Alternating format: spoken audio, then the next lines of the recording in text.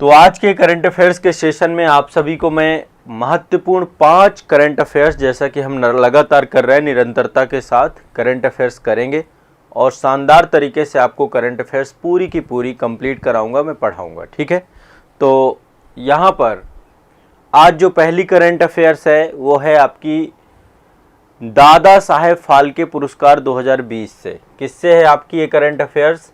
दादा साहेब फाल्के पुरस्कार 2020। सभी लोग लिखते जाएंगे, साथ साथ नोट्स बनाते जाएंगे। दादा साहेब फाल्के पुरस्कार 2020। ठीक है, तो ये पुरस्कार जो 68वां राष्ट्रीय फिल्म पुरस्कार समारोह 2022 के दौरान ये किया गया। ये पुरस्कार कब दिया गया? 30 सितंबर को दिया गया। 30 सितंबर 2022 को ये पुरस्कार दिया गया और इसी दिन जो है 68वें राष्ट्रीय फिल्म पुरस्कार भी बटे थे। ठीक है, और ये 52वां दादा साहब फाल्के राष्ट्रीय पुरस्कार है। ठीक है, 52वां दादा साहब फाल्के, ठीक है, पुरस्कार है आपका। किसको दिया गया? ये आशा पारिक को मिला है। ये आप देख पा रहे होंगे, आशा पारिक हैं और फिल्म जगत से जुड़ी हुई हैं। आशा पारिक फिल्म अभिनेत्री हैं, निर्देशक भी रही हैं, निर्माता भी रही हैं और कुशल भारतीय नृत्यांगना भी रही हैं। ठीक है, तो इन्होंने बहुत सारी इनकी मूवियाँ हैं, है ना। दिल दे के देखो, कटी पतंग, तीसरी मंजिल, लव इन टोक्यो, आया सावन झूम के, है ना, मेरा गांव मेरा देश, ये जो फिल्में हैं इन फिल्मों में इन्होंने अभिनय किया है। 1992 में इनको पद्मश्री मिला था। 1998 से 2001 तक ये जो केंद्रीय फिल्म प्रमाणन बोर्ड है उसकी अध्यक्ष भी रही हैं। ठीक है, प्रमुख भी रही हैं 1998 से 2001 के बीच में। तो ये ध्यान रखना है कि ये प्रसिद्ध फिल्म अभिनेत्री हैं आशा पारिक जी। इनको 52वां दादा साहब फाल्के पुरस्कार मिला है। इससे पहले जो 51वां मिला था 51, वो रजनीकांत को मिला था। 51 एडिशन किसको मिला था? रजनीकांत को। ध्यान रखिएगा, रजनीकांत को 51 मिला था। और दादा साहब फाल्के का पहला पुरस्कार जो है 1969 में देविका रानी को मिला था। किसको मिला था? देविका रानी को। 1969 से स्टार्ट हुआ है दादा साहब फाल्के, फिल्म जगत का सर्वश्रेष्ठ पुरस्कार है आपका ये। तो आशा पारिक को 52वां राष्ट्रीय दादा साहब फाल्के राष्ट्रीय पुरस्कार मिला है, ये ध्यान रखना है, 2020 का। और ये 2022 में दिया गया। 68वां राष्ट्रीय फिल्म पुरस्कार महोत्सव था और आशा पारिक 7वीं महिला अभिनेत्री हैं जिनको ये पुरस्कार प्राप्त हुआ है। ठीक है, तो एक तो ये इम्पोर्टेंट है, ध्यान रखिएगा सभी लोग, इसको रट जाओ, लिख लो। ठीक है, सभी रट जाओ, लिख लो इसको। स्पष्ट है ना? चलो आगे बढ़ता हूं, मैं आगे चलता हूं, अगला चलते हैं। देखो, ये मुझे लगता है कि इम्पॉर्टेंट है, एग्ज़ाम वाले दिन शायद पूछ ले। तो वर्ल्ड पॉपुलेशन प्रोस्पेक्टस रिपोर्ट 2022 के अनुसार एक रिपोर्ट आपकी आती है, world population prospectus. World population prospectus report 2022 के अनुसार अभी तो हाल ही में जारी हुई थी, तो उसमें भारत जो है आपका नंबर 1 हो गया था। चीन को भी हमने क्रॉस कर दिया था। लेकिन अभी विश्व की टोटल आबादी पहुंच चुकी है कितनी? 8 अरब। 8 अरब आबादी हो गई पूरे विश्व की। कितनी हो गई है? 8 अरब। अच्छा, इसमें एक क्वेश्चन पूछता है कि किस दिन 8 अरब हुई है? तो ये दिन है आपका 15 नवंबर के दिन। 15 नवंबर 2022 को पूरे विश्व की आबादी 8 अरब पहुंच गई। टोटल कितनी पहुंच गई? 8 अरब।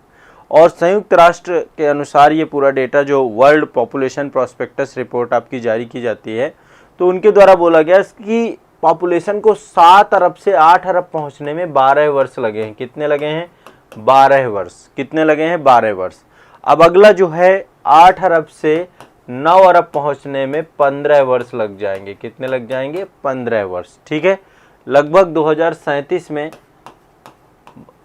पूरे विश्व की आबादी 9 अरब हो जाएगी। ठीक है, तो ये आप देख सकते हैं कि आबादी बड़ी गति के साथ बढ़ रही है और अब जो है, लेकिन दर धीमी हो रही है। आने वाले समय में दर धीमी हो रही है, क्योंकि पहले अभी 7 से 8 साल होने में 12 साल लगे, अब 15 साल। ठीक है, तो ये आपको ध्यान रखना है, ये डेट याद रखनी है। 15 नवंबर 2022 क्या है आपका? ये डे ऑफ 8 बिलियन। 8 बिलियन हुए हैं, जो 8 बिलियन मतलब 8 अरब की आबादी हुई है। 8 अरब की आबादी हो गई है पूरे विश्व की, ध्यान रखना है ये।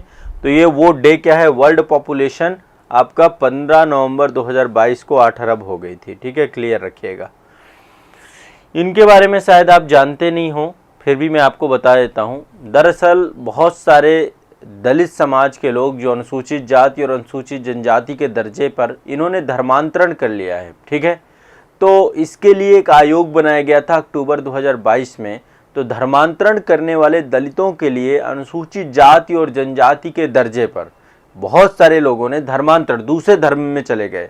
अब उनकी डिमांड है कि भाई हमें भी एससी और एसटी का दर्जा दिया जाए।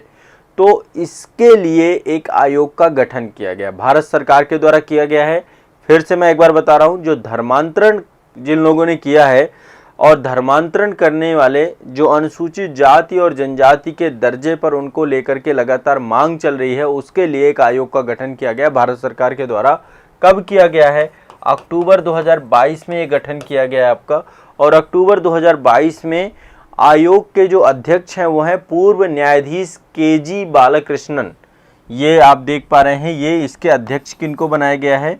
अध्यक्ष हैं ये पूर्व न्यायाधीश हैं। ठीक है, केजी बालकृष्णन।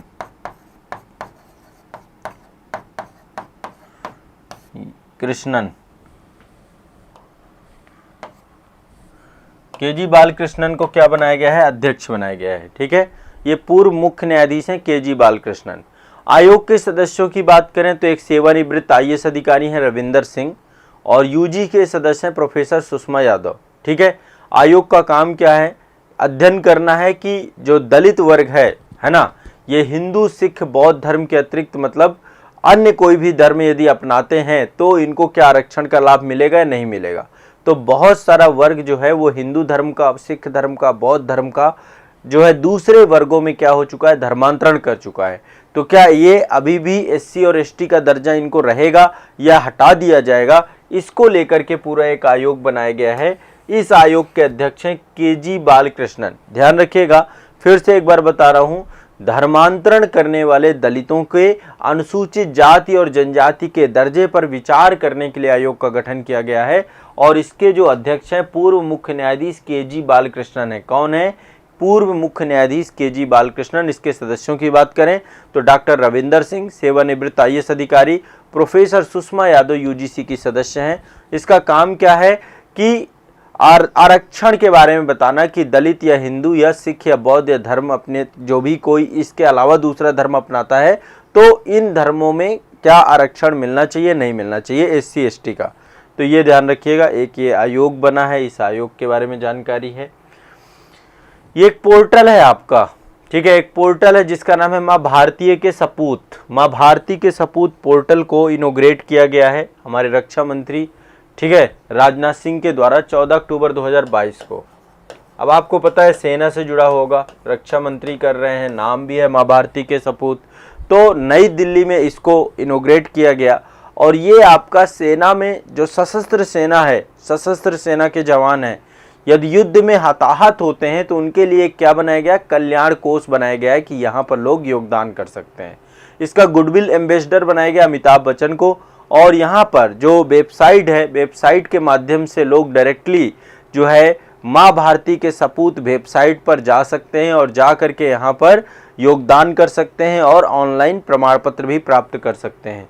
तो ये सशस्त्र सेनाओं के लिए बनाया गया, जो हमारी आर्म्ड फोर्स हैं उनके लिए यदि कोई कैजुअलिटी होती है उनके लिए एक वेलफेयर फंड क्रिएट किया गया है माँ भारती के सपूत। ये क्या है? आपकी एक वेबसाइट है, उस वेबसाइट पे जाकर के आप डोनेशन कर सकते हैं।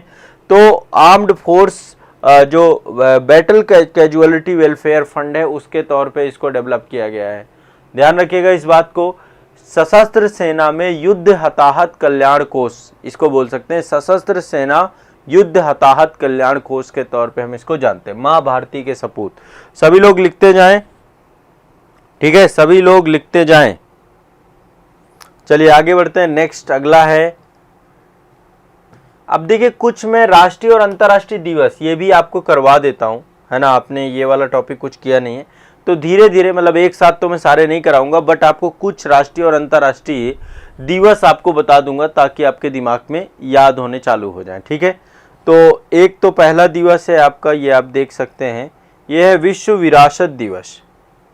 ठीक है, कुछ दिवस आपको याद दिलाऊंगा और बहुत इंपॉर्टेंट दिलाऊंगा। ये आपको मनाया जाता है 18 अप्रैल को। अब नाम से ही आपका ज्ञात है ये कि विरासत के लिए है, जितनी भी हमारी राष्ट्रीय अंतर्राष्ट्रीय विरासतें हैं, है ना, तो विश्व विरासत दिवस है 18 अप्रैल 2023 को। और इसका जो है यूनेस्को के द्वारा ये 1983 से इसको मनाया जा रहा है इस दिवस को।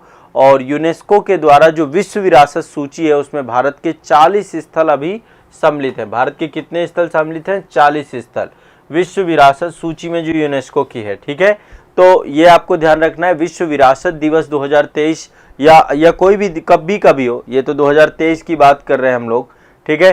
तो विश्व विरासत दिवस आपका जो है ये आपका कब मनाया जा रहा है? ये मनाया जा रहा है, ये ध्यान रखना है, ये मनाया जा रहा है 2023 का 18 अप्रैल 2023 को, ठीक है। सभी को क्लियर है?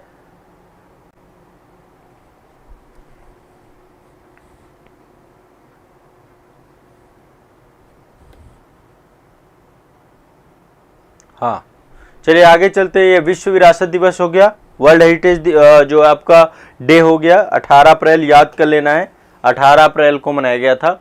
और भारत के टोटल 40 स्थल सम्मिलित हैं इसमें। आगे चलते हैं, ये अगला है वर्ल्ड हेल्थ डे, विश्व स्वास्थ्य दिवस। ये 7 अप्रैल 2023 को, 7 अप्रैल 2023 को मनाया गया, ठीक है। वर्ल्ड हेल्थ डे 7 अप्रैल 2023 को, मतलब हमेशा मनाया जाता है सभी के स्वास्थ्य के लिए। और विश्व स्वास्थ्य दिवस 7 अप्रैल को ये मनाया जाता है।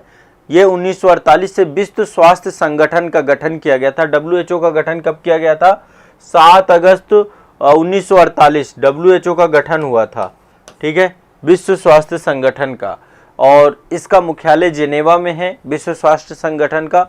और ये स्वास्थ्य के क्षेत्र में संयुक्त राष्ट्र की अग्रणी संस्था के तौर पे काम करता है। तो 7 अप्रैल, 18 अप्रैल को मैंने विरासत दिवस बताया, 7 अप्रैल को मैंने विश्व स्वास्थ्य दिवस बताया, इसको भी याद कर लीजिए। एक आपको पता है एक पृथ्वी दिवस भी होता है आपका, अंतर्राष्ट्रीय पृथ्वी दिवस, मतलब पृथ्वी को बेहतर बनाने के लिए संकल्प लेने को दिशा में काम किया जाता है। ये आपका 23 अप्रैल को होता है, 23 अप्रैल। अंतर्राष्ट्रीय पृथ्वी दिवस कब मनाई जाती है? 23 अप्रैल को, ठीक है। तो ये पृथ्वी चूंकि हमारा ग्रह है, तो इस ग्रह में इन्वेस्ट करने के लिए, निवेश करने के लिए 2009 से इसकी शुरुआत की गई थी। कब से की गई थी? 2009 से संयुक्त राष्ट्र संघ के द्वारा की गई थी अंतर्राष्ट्रीय पृथ्वी दिवस की, ठीक है। इसके बाद चलते हैं, नेक्स्ट है अर्थ आवर। देखो ये एक टाइम निर्धारित किया गया है, 8:30 बजे, 8:30 से लेकर 1 घंटे का टाइम है 9:30 बजे तक का। अभी 2023 का जो अर्थ आवर था ये 25 मार्च 2023 को मनाया गया। कब मनाया गया? 25 मार्च 2023 को। इसमें होता क्या है, ये आप देख रहे हैं यहाँ पे टाइम है 8:30 से 9:30, 1 घंटे की अवधि के लिए सभी लोग क्या करते हैं, सभी लोग मतलब पूरे सारे के सारे लोग क्या करते हैं, अपनी लाइटें घरों की बंद कर देते हैं अर्थ आवर की। 1 घंटे के समय के लिए पूरे पृथ्वी में ऊर्जा को बचाने के लिए ये पूरा का पूरा दिन मनाया जाता है। इसको ध्यान रखिएगा, इसको अर्थ आवर कहते हैं, ठीक है। तो ये इसकी शुरुआत विश्व वन्य जीव कोष के द्वारा की गई थी 2007 में। और ये रेगुलर जो है आपकी, ये डेट भी फ्लक्चुएट होती है, कभी 26 मार्च, कभी 25 मार्च, कभी 22 मार्च, कभी 23 मार्च अर्थ आवर डे घोषित किया जाता है। ध्यान रखिएगा, 1 घंटे के लिए पूरे विश्व को जो है लाइट बंद करने की बात होती है। अब सब नहीं करते हैं, करना चाहिए। कभी भी अर्थ आवर डे होता है तो उसमें 1 घंटे के लिए जो टाइमिंग है उसमें सहयोग करिए। एनर्जी की एफिशिएंसी आपको एक अवेयरनेस के लिए कि ऊर्जा आने वाले भविष्य के लिए कितना ज़रूरी है और पर्यावरण के लिए कितना।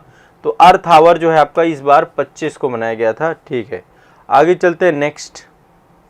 अच्छा ठीक है, तो ये मैंने आपको कितने बता दिए, एक तो अर्थ आवर बता दिया 25 मार्च को इस बार मनाया गया था।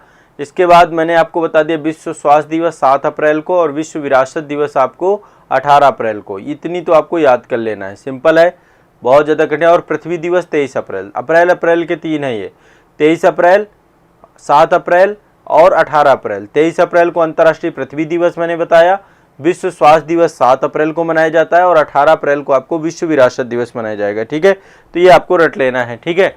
चलिए आगे चलते हैं, नेक्स्ट अगला आपका। बाकी फिर मैं एक साथ सारे के सारे लूँगा आपको, अब धीरे धीरे ही करेंगे, एक साथ करा दूंगा फिर भूल जाओगे आप लोग, तो थोड़ा थोड़ा ही मैं इसमें करवाऊँगा। मतलब बहुत सारी लिस्ट है मेरे पास पर मैं एक साथ कराऊँगा।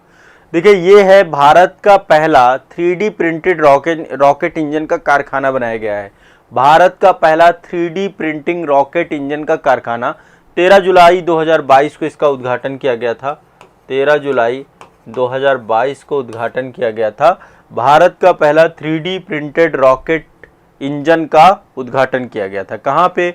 अग्निकुल कॉस्मस एक कंपनी है, चेन्नई की कंपनी है। ये स्पेसटेक स्टार्टअप है आपका।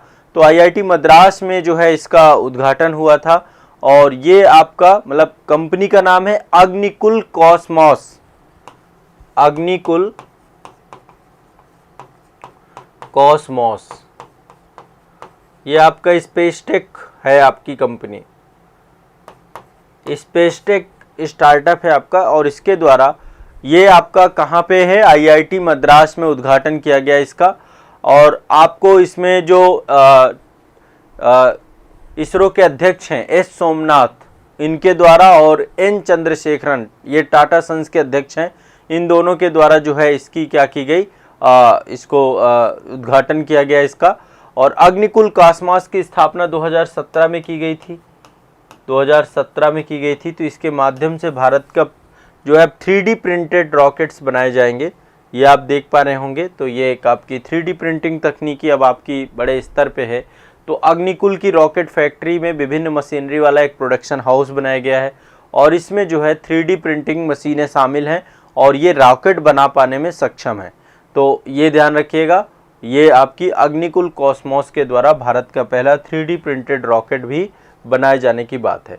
तो भारत का पहला 3D प्रिंटेड रॉकेट कारखाना आईआईटी मद्रास, ठीक है, अग्निकुल कॉस्मॉस कंपनी है, उसके द्वारा वो इसको पूरा कर रही है।